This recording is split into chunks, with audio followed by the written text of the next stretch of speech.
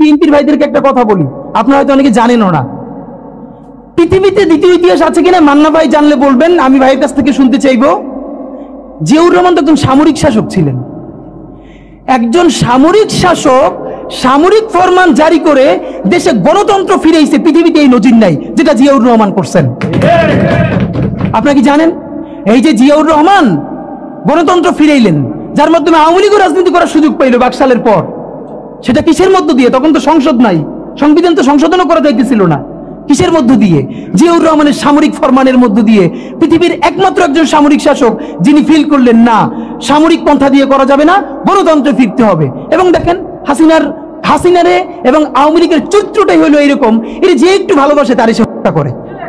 শহীদ president Ziaur Rahman Sheikh হাসিনাকে দেশে আসার অনুমতি দিছিলেন, সুযোগ দিছিলেন এবং বলছে থাক সবাই রাজনীতি করুক।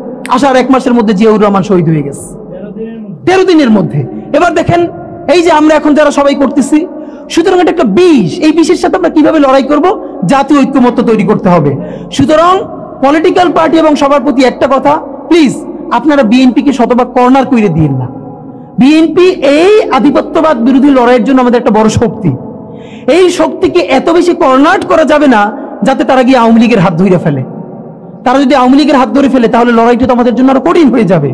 বরং বিএনপির প্রতি আমাদের চ্যালেঞ্জ হলো, যেই বিএনপি বাকশালী সংবিধানের প্রতি প্রেম দেখাবে তার শহীদ জিয়ার ছবিটা সামনে এনে বলতে হবে যে এই বাকশালী সংবিধান তো জিয়াউর রহমানই ছুঁড়ে মারছিল।